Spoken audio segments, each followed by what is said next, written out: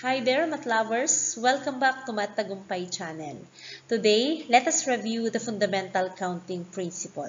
If you are wondering how to quickly count possible outcomes without listing everything one by one, this lesson is for you. So sana panoorin mo hanggang matapos.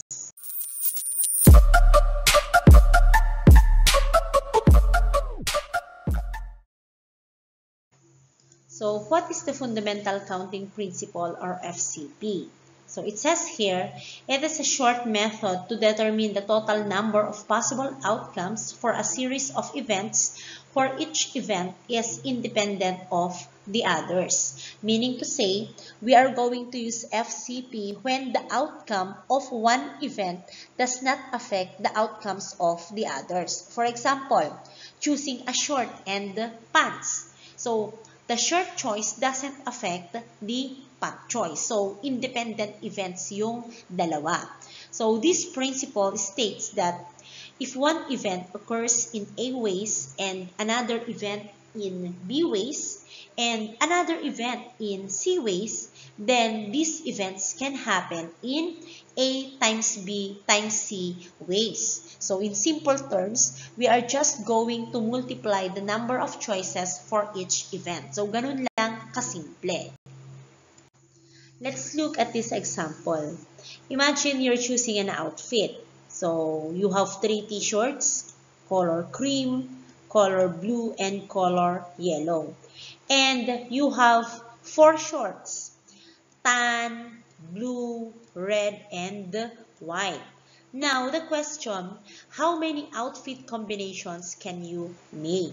So, instead of listing them one by one, or instead of using table or using tree diagram in order to count the number of combinations, you just multiply the choices for t-shirts and the choices for shorts. So, you have 3 times 4 and that is 12. So, there are 12 possible outfits. Now, let's make it more exciting.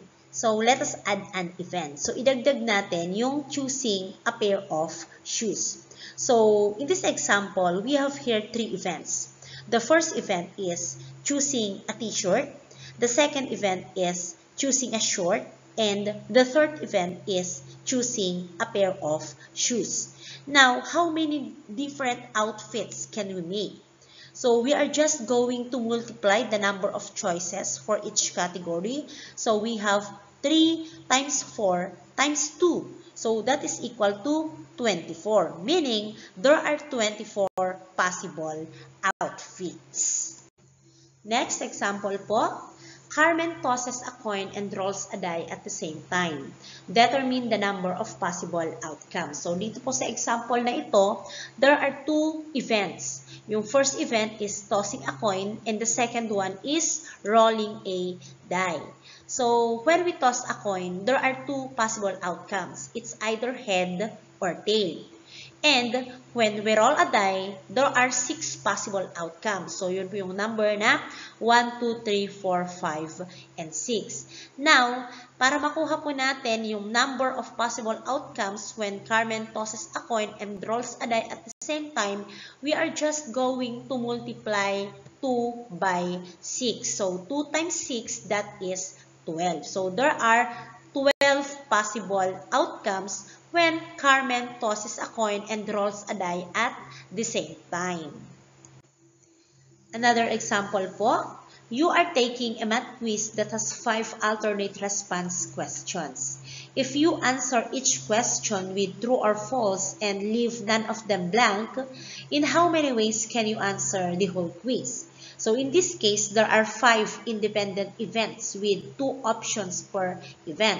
So yung first independent event natin, that is the first question, ang kanyang possible outcome ay 2 kasi nga either true or false yung ating pamimilian. So, dalawa yung pamimilian. Ganun din yung pangalawang event or that is the second question. Dalawa rin yung pamimilian, true or false. Ganun din yung third event, dalawa. The fourth event at saka yung ating fifth event. So, yung number of possible outcomes, we have 2 times 2 times 2 times 2 times 2, that is equal to 2 raised to 5, or 2 raised to 5 is equal to 32. So, there are 32 different ways to answer the whole quiz. Another example, a coin is tossed 4 times. Find the number of outcomes. So, ilang independent events po meron dito sa example na ito. So, in this example, there are 4 independent events because you are going to toss the coin 4 times. Ano po? So, yung first event will be the first toss. The second event will be the second toss. The third event will be the third toss. And the fourth event will be the fourth toss. And each toss has 2 outcomes, either tail or head. So, yung total number of outcomes natin will be 2 times 2 times 2 times 2, and that is equal to 16. Okay, let's have this last example. How many 3-digit numbers can be formed using the digits 1, 2, 3, 4, and 5 with repetition? So, to find how many 3-digit numbers can be formed using these digits with repetition, we can apply the fundamental counting principle.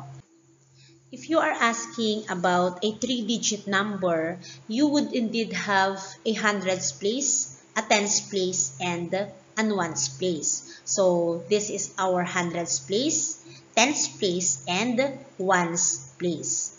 For the hundreds place, any of the digit 1, 2, 3, 4, or 5 can be used.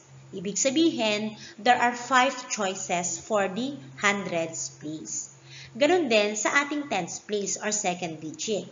Since repetition is allowed, you can also choose any of the digits 1, 2, 3, 4, or 5 for the tens place. Ibig sabihin, there are also 5 choices for the tens place or second digit.